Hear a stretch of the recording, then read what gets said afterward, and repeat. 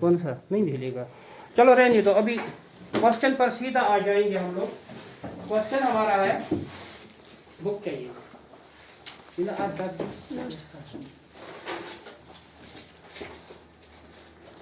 इसमें आज ये कोई, हाँ तीसरा क्वेश्चन था आज, है ना नजाकत नजीब? तीसरा क्वेश्चन था या दूसरा मैंने कहा है ना कल? हाँ, तीसरा क्वेश्चन है। और न्यू कमर्स के लिए एक बात है यहाँ पर कि कल मैंने एक शक्ल बनाई थी। पहले एक ट्रायंगल थी जिसमें हमें साइड इसके दिए हुए थे 5 सेंटीमीटर, 6 सेंटीमीटर और 7 सेंटीमीटर। फिर जो दूसरे हमें इसके है मोहतरमा, बोर्ड की तरफ देखो प्लीज, जो हमें इसके सिमिलर बनानी थी ट्रायंगल, उसमें क्या था, उसके साइड जो थे वो इस साइड के ट्रायंगल के 2/3 के बराबर थे, यानी 2/3 ऑफ, ठीक है ना? Yes. तो उसके लिए मैंने आपको एक बात बताई थी, अगर 2/3 ऑफ दीज साइड्स होंगे, इन लोगों को याद होगा कल कौन कौन आया था, अगर उसको याद होगा मैंने बताया था, हम पहले देखते हैं कि इसमें इस रेशो में न्यूमरेटर बड़ा है या डिनोमिनेटर। अगर न्यूमरेटर छोटा है डिनोमिनेटर से, तो दूसरी जो फिगर है, जो सिमिलर फिगर बनेगी, उसके साइड इसके साइडों से छोटे होंगे। Yes, sir. उसके साइड इस दी हुई ट्रायंगल के साइडों से छोटे होगी। In which case if the numerator is smaller than denominator. लेकिन अगर इसके बरक्स केस है, यानी अगर डिनोमिनेटर छोटा होगा और न्यूमरेटर बड़ा, उसमें क्या होगा, उसमें दूसरी सिमिलर फिगर बनने वाली जो है वो पहली दी हुई फिगर से बड़ी होगी, यानी उसके साइड, दूसरी ट्रायंगल के साइड पहले वाली ट्रायंगल से बड़े होंगे। तो जरा यहां पर आप क्वेश्चन देखिए, construct A triangle of side, construct a triangle with sides 5 centimeter, 6 centimeter and 7 centimeter. Then another triangle whose sides are 7/5 of the corresponding sides of the given triangle. ये क्वेश्चन है। इसमें आप देखिए दूसरी जो बनने वाली ट्रायंगल है उसके साइड क्या होनी चाहिए, 7/5 of the sides of the first triangle or previous triangle, ठीक है ना? तो इसका मतलब है यहाँ पर न्यूमरेटर क्या है, बड़ा है, तो बनने वाली दूसरी ट्रायंगल जो होगी वो पहली ट्रायंगल से क्या होगी, फिर बड़ी होगी। मैंने बताया ना, ये न्यूमरेटर सिर्फ डिपेंड करता है, न्यूमरेटर पर डिपेंड करता है। न्यूमरेटर डिनोमिनेटर से बड़ा हो तो दूसरी बनने वाली ट्रायंगल बड़ी, न्यूमरेटर डिनोमिनेटर से छोटा तो दूसरी बनने वाली ट्रायंगल क्या होगी, छोटी होगी। डस्टर अभी यहाँ पर था शायद,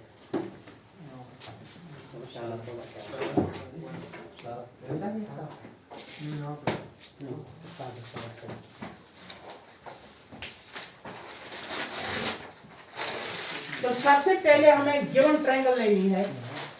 उसने बोला है इसमें, वो तो आपको बनानी आती ही है, कल भी मैंने सिखाया था कि एक ट्रायंगल है जिसके side 5 centimetre, 6 centimetre and 7 centimetre. तो सबसे पहले इसको बनाने के लिए हम इसका साइड ले लेंगे, पहले ये BC एक लाइन सेगमेंट हम ले लेंगे, दैट इज 7 सेंटीमीटर, ठीक है ना?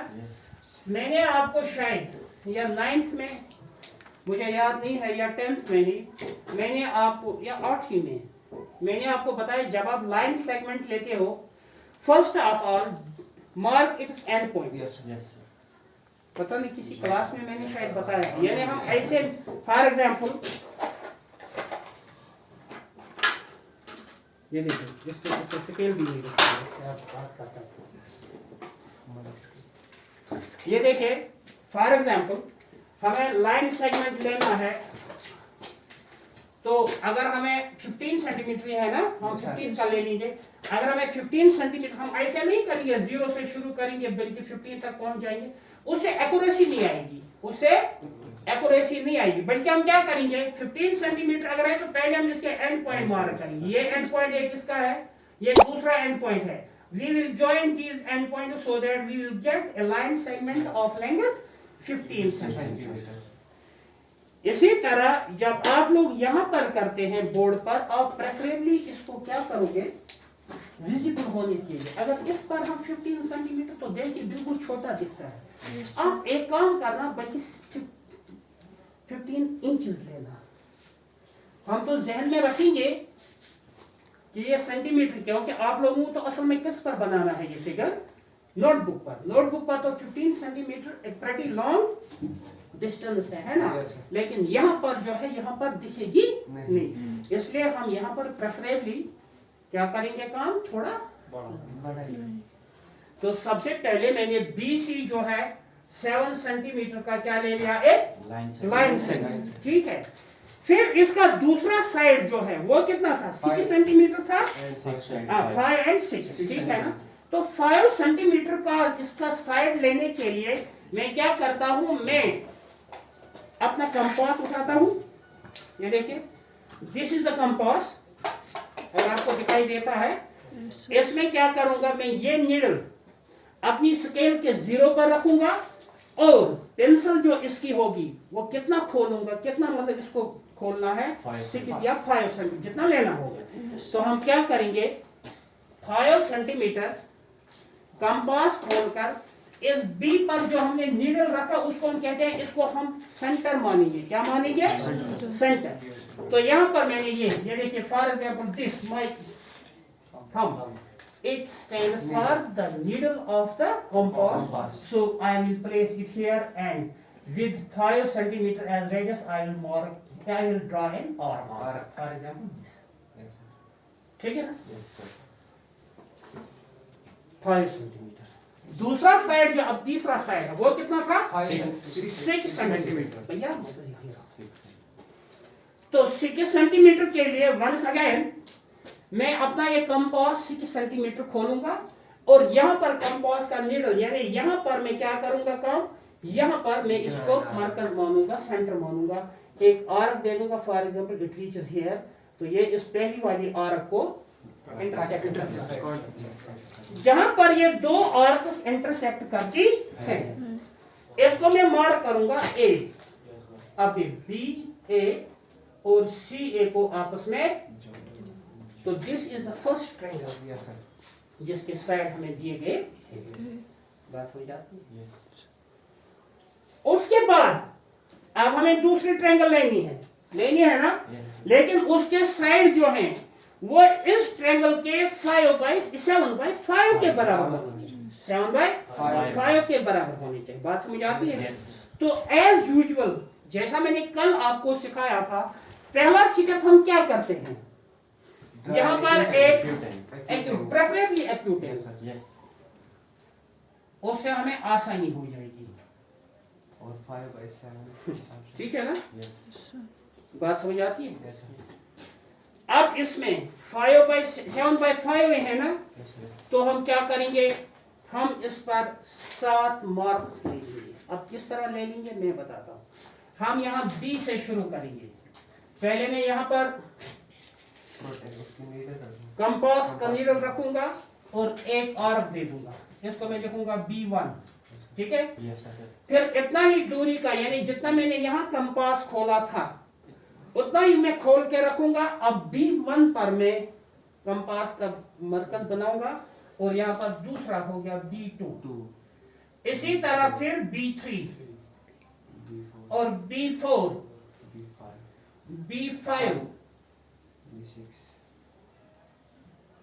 B6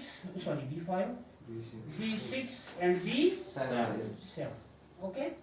यानी 7 मैंने इसके दे दिए, क्या 7 आर्क्स इस पर दे दी।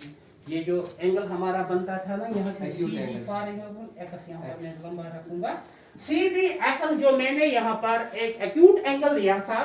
फिर मैंने क्या किया, B एक्स पर, B से स्टार्ट करते हुए, B से शुरुआत करते हुए मैंने इस पर इक्वल रेडियस की, यानी जो हम प्रकार या कंपास को खोलते हैं ना, उसको हम रेडियस कहते हैं।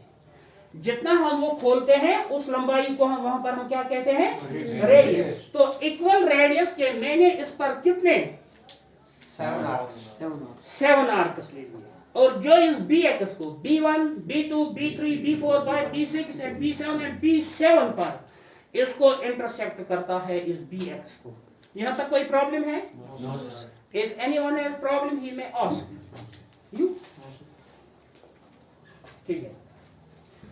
इसके बाद हमें रेशो क्या था? 7/5 था। 7/5 B5 को मैं, क्योंकि मैंने आपको बताया है इसमें रेशो जो है वो 7/5 है, इसलिए नेक्स्ट ट्रायंगल जो होगी, जो सिमिलर होगी इसकी, वो इस पहली वाली ट्रायंगल से क्या होगी?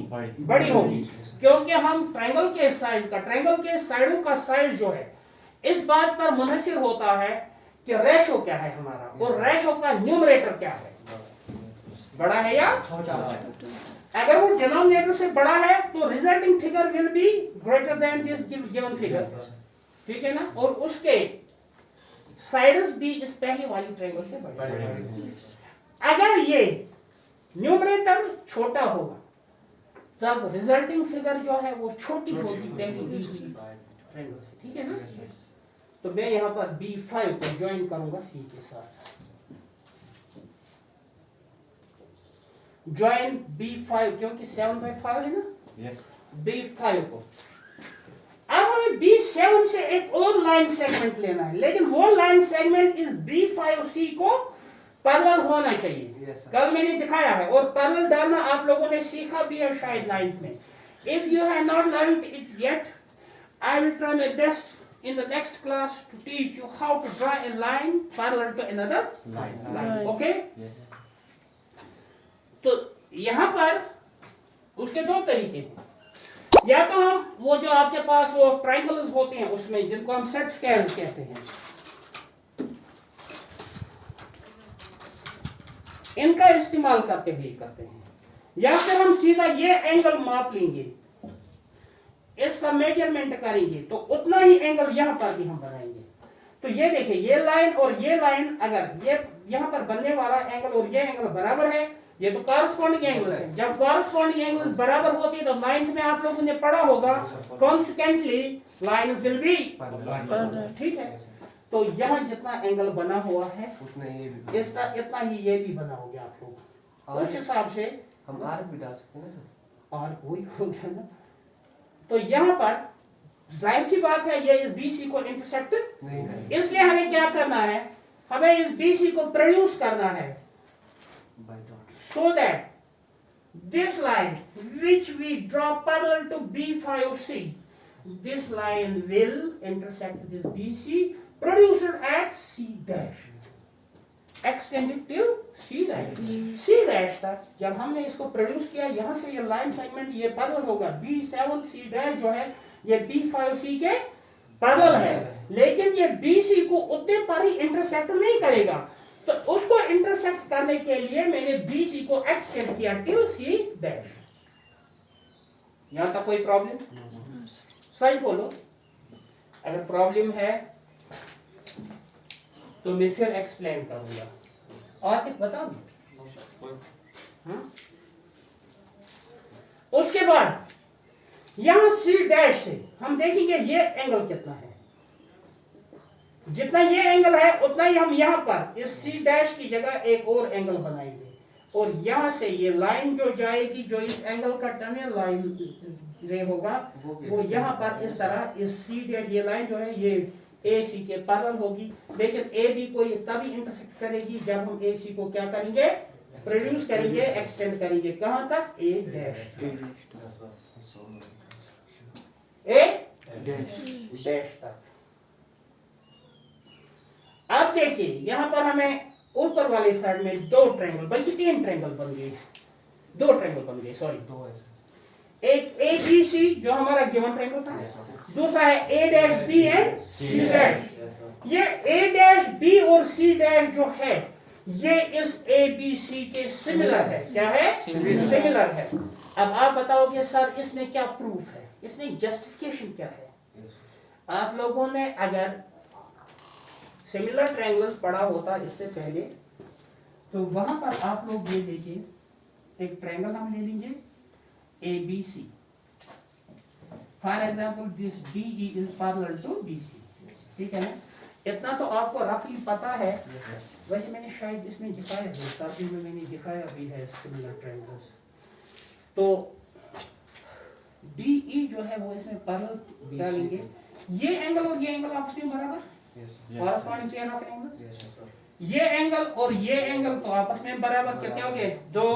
ये एंगल A इस छोटी ट्रायंगल का भी है, बड़ी ट्रायंगल का भी है, तो ये दोनों में कॉमन है। इसका मतलब इन दो ट्रायंगलों में तीनों, एक ट्रायंगल के तीन एंगल दूसरी एंगल के तीन एंगलों के बराबर है। तो जब एंगल आपस में बराबर हो तो ट्रायंगल क्या होते हैं? सिमिलर। Similar, sir. यहां पर भी आप लोग देखिए ABC और A'BC', ये AC और AC' पैरेलल है, और यहां पर ये एंगल और ये एंगल आपस में बराबर है या नहीं? Corresponding angles. इसी तरह ये एंगल और ये एंगल फिर आपस में बराबर है, ये भी कॉरस्पॉन्डिंग एंगल्स हैं। रही बात इस एंगल की, इस B की, B एंगल जो ये ABC में भी है, A', और C' में भी है, कॉमन इन बोथ है। Yes, sir. तीनों एंगल आपस में क्या है? बराबर है। Just 1 minute. तो इससे क्या हम निकाल सकते हैं कि ये दोनों ट्रायंगल आपस में सिमिलर है। तो ये है। अब जब जस्टिफिकेशन की बात करोगे, जस्टिफिकेशन एक तो मैंने यहाँ पर ये दे दिया आपको, दूसरी जस्टिफिकेशन हम